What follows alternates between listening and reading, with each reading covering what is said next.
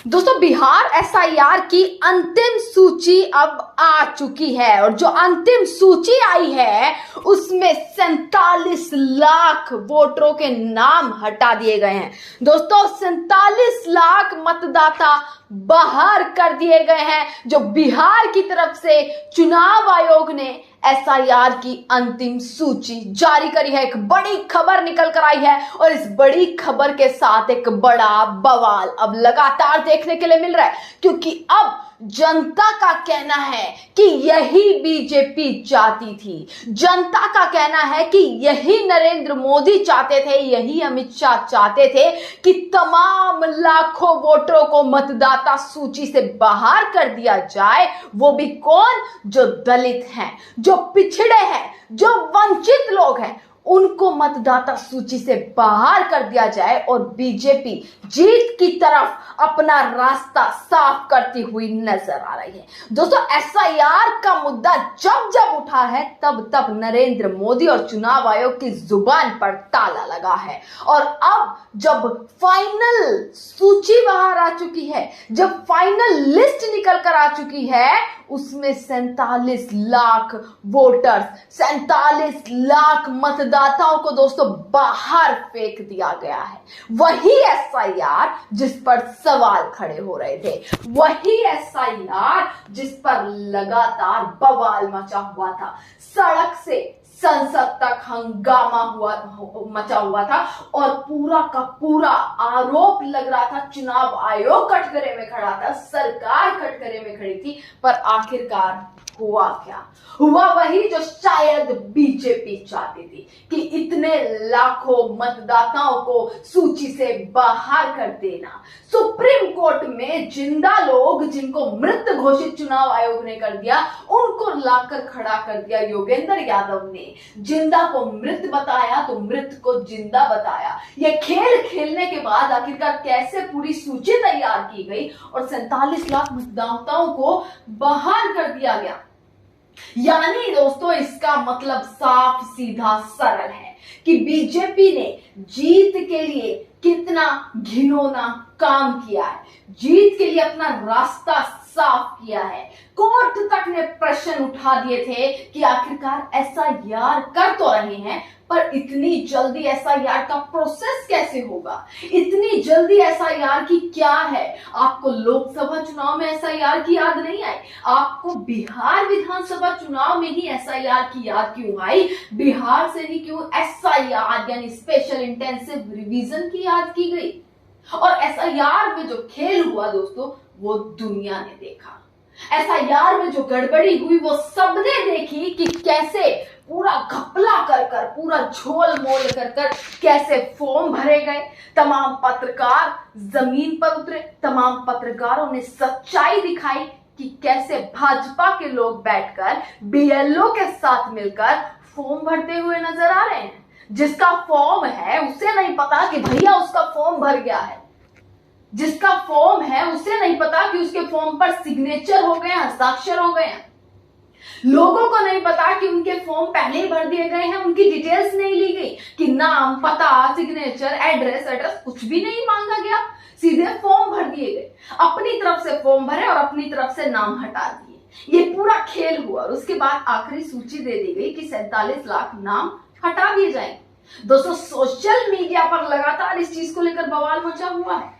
भाजपा को लोग शुभकामनाएं दे रहे हैं कि लीजिए मोदी जी, यही तो चाहिए था कि बिहार में इतना डर था, इतना भय था, इतने भयभीत थे आप कि आपको ये करना पड़ा। चुनाव आयोग को फ्रंट फुट पर रखकर कैसे आपने पूरा ये खेल खेला, इस पर बार बार सवाल किए जा रहे थे। दोस्तों राहुल गांधी सड़क से संसद तक, पूरा इंडिया गठबंधन एसआईआर के मुद्दे पर सड़क से संसद तक जमा रहा।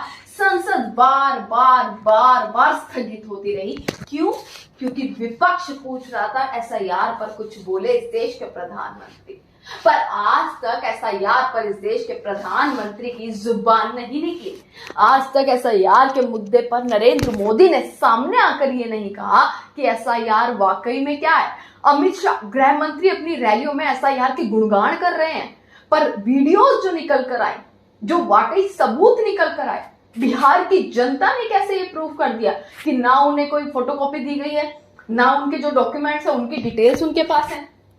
जिंदा लोग हैं जिनको मृत घोषित कर दिया है। अभी हम भी लोग बिहार गए हुए थे दोस्तों, जब रैली थी राहुल गांधी की, तब हमारे सामने कुछ लोग ऐसे थे जिनका कहना यह था कि हमारे परिवार में लोग जिंदा हैं पर उन्हें मृत घोषित कर दिया, उनका नाम ही नहीं है मतदाता सूची में। ऐसा क्यों? और जब उन्होंने कंप्लेंट करनी चाहिए, इस चीज पर बातचीत करनी चाहिए, तो बीएलओ का कोई रिस्पॉन्स नहीं है। ये पूरा गेम दोस्तों खेला गया है। ये देख लीजिए आप, ये इलेक्शन कमीशन की तरफ से जारी की गई है लिस्ट, और इसमें अगर आप साफ देखेंगे आपको साफ नजर आ जाएगा। 24 जून को कितने इलेक्टर्स थे दोस्तों? 7 करोड़ से ज्यादा टोटल इलेक्टर्स उस टाइम पर जब हटे थे तो 65 लाख हटे थे। यह खबर मैंने आपको दिखाई थी कि 65 लाख वोटरों के नाम हटा दिए गए। उसके बाद दोस्तों 1 अगस्त की बात की जाए तो ड्राफ्ट लिस्ट तैयार हुई जिसमें 7.24 करोड़ लोग थे। जिसके बाद जो ड्राफ्ट लिस्ट से जो रिमूव किए गए वोटर वो थे 3.5 लाख से ज्यादा। उसके बाद ऐड किए गए 21.5 लाख, यानी टोटल इलेक्टर्स जो बने 30 सितंबर 2025 तक वो बने 7.4 करोड़, और जिसमें गायब कितने नजर आए? 47 लाख मतदाताओं को सूची से बाहर कर दिया गया। दोस्तों खुद सोच कर देखिए कि एसआईआर का वो मुद्दा था जिस पर संसद में सवाल उठ रहे थे। विपक्ष का एक एक नेता संसद में सवाल उठ रहा था। पूरा मॉनसून सत्र स्थगित रहा। इस बार संसद नहीं चली क्योंकि एसआईआर पर जवाब नहीं आया। वोट चोरी के आरोप लग रहे हैं, वोट चोरी के तमाम सबूत सामने आ रहे हैं। एटम बम, हाइड्रोजन बम, सब सामने आता जा रहा है। राहुल गांधी लगे पड़े हैं कि भाई वोट चोरों का खुलासा कैसे करें।